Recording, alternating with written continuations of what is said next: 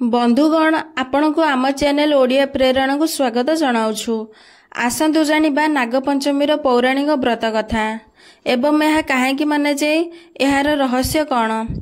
ता पूर्व आपण माने जदि आम चैनल नुआ आसी तेबे चैनल को सब्सक्राइब कर दियंतु। एक नगर रे एक धनी साहुकार तार सात पुओ एवं बोहू मानक सह रहुथिला। सात बोहू मिलमिशि घर समस्त काम करुथिले, किंतु सान बोहू बहुत नम्र संस्कारी एवं धार्मिक थिला। दिने बड़ बोहू घर लिपिबा पई माटीर आवश्यकता कहिले एवं सबु बोहू मिसी जंगल को माटी आनिबा पई बाहरी पड़िले। माटी खोलिबा समय रे अचानक बड़ बोहू एक नागसाप देखिला।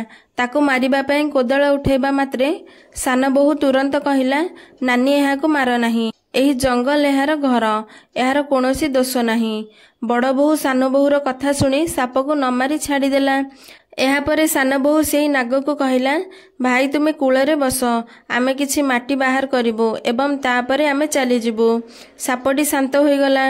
एहापरे माटी खोली सारी समस्ते घर को जिबाको बाहरिले। सान बोहू नागसाप को आसी कहिला, भाई तुमे एठारे थाओ, मु तुम पई क्षीर नेई आसुछि। एहा कही से 6 बोहू सह घर को फेरी आसिला। घर को आसिबा परे घरर काम मध्यरे नाग को देइथिबा कथा से भूलीगला। ता परदिन सान बोहूर जेतेबेले नाग कथा मने पड़िला, से तुरंत क्षीर नेई नाग पाखକୁ गला। से जंगल जाई देखिला जे साप सेठी ही बसिछि। सान बोहू साप को देखि कहिला, भाई मते क्षमा करि दियो, मु कहिदिबा कथा घरर कार्य रे लागि मु भूली जाइथिली। यह सुनी साप कहिला, तू मते भाई कहिछु, आजि ठारू तू मोर भौणी, तते जहा दरकार तू मते बर मागे। सान बोहू कहिला, भाई मोर केही नाहांती, मते जणे भाई मिलिगला, मते आउ किछि भी दरकार नाही। बास जेतेबेले मु तुमको मने पकाइबी तुमे आसी जिवो, मोर सबुबेले रक्षा करिबो, मते एही वरदान दियो। ଏହା ପରେ କିଛି ଦିନ बीतीगला। श्रावण मासरे साहुकार समस्त बोहू निजे निजर घर को जीवा पाए बाहरिले। ଏହା देखि सान बोहू कांदिबाकू लागिला, जेहेतु सान बोहूर निजर बोली केही नथिले। सेतेबेले नाग मनुष्यर रूप नहीं साहुकारंक घर को आसिला एवं कहिला, मु मो भौणी को घर को नेबाकू आसीछि। समस्ते आश्चर्य होइगले, काहेकि ना काहाको मध्य जणा नथिले जे सान बोहूर केही भाई मध्य थिले। एहा परे सान बोहू आसिबारु साप ताकू कहिला, मु तुमर साप भाई, मु तुमको नबा पाई नागलोक आसीछि। साप को देखि सान बोहू अत्यंत खुशी हैला। साहुकार आज्ञा नहीं साप सान बोहू को नहीं नागलोक जिबाकू बाहरिला। बाटरे सान बोहू सापर लांगुड़ को धरी नागलोक रे जाई पहुंचिला। नागलोक रे धन सुना रूपा मोती चांदी ऐश्वर्यर कौनसी कमी नथिला। नाग सान बोहू को तार माँ पाखକୁ नहीं कहिला, माता ए मोर भौणी, ए मोर जीवन बंचाइथिला, भौणी आम सह किछि दिन रहिबाकू आसीछि। नागर माँ सान बोहू को खूब आदर कले। सान बोहू नागलोक रे खुशी रे दिन काटिबाकू लागिला। सेही समय रे सेठी शेष नागर बहुत सारा छोट छोट नाग छुआ जन्म होइथिले। सान बोहू प्रतिदिन देखे जे माँ गरम क्षीर को ठंडा करी घंटी बजाउथिले। से घंटी शब्द सुनी नाग छुआ माने क्षीर पीबाकू आसुथिले। दिने सान बोहू कहिला, माँ आज क्षीर मु ठंडा करि देउछि। यह कही से क्षीर ठंडा करिबा पई बसिगला, किंतु तरबरे रे क्षीर गरम ही थिला। से घंटी बजाई देला। घंटीर शब्द सुनी नागछुआ माने क्षीर पीबाकू आसीगले। क्षीर गरम थिबा जोगु नागछुआंकर पाटी पोड़ीगला।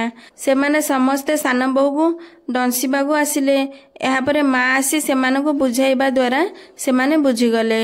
किछि दिन सान बोहू रहिबा परे नागमा एवं नाग भाई सान बोहू को अनेक सुना रूपा हीरा लीला सबु आभूषण दे सासु घर को विदा कले। सान बोहू जेतेबेले साहुकार घर को आसी पहुंचिला, से आनिथिबा संपत्ति देखि समस्ते आश्चर्य होई रहिगले। बड़ बोहू लोभवशतः सान बोहू को कहिला, तो भाई को आहुरी संपत्ति मागी करी आने। सान बोहू नाग भाई को कही पूरा घर को धन रत्न रे भरी देला। से सबु संपत्ति मध्यरु नागमा सान बोहू पाई एक हीरार हार पठाइथिले, जाहाकि अत्यंत सुंदर एवं अनमोल थिला। जहार चर्चा राज्यर रानी पाखକୁ जाई पहुंचिला।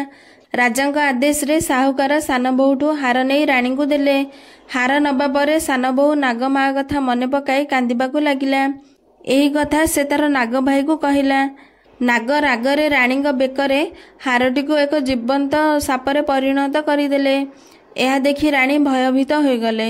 सेही हारटी को तलू फोपाड़ी देले। एवं सान बोहू को राजप्रसाद को डाकिले। से संपूर्ण कहानी पचारिले जे से हारे एपरि कौन अच्छी जे यह सापरे परिणत हो गला। सान बोहू कहबाको लागिला नाग भाई एही हारटी केवल मते पिंधिबाको देइछन्ती, जदि अन्य केही पिंधे तेबे यह सापरे परिणत होइजिबो। एहार सत्यता प्रमाण करबाकू जाई रानी सान बोहू को सेही हार को पिंधिबाकू कहिले। सान बोहू सापरे परिणत होइथिबा हारटी को ता बेकरे पिंधिबा मात्रे ताहा पुणी थरे हीरा हार परिणत होइगला।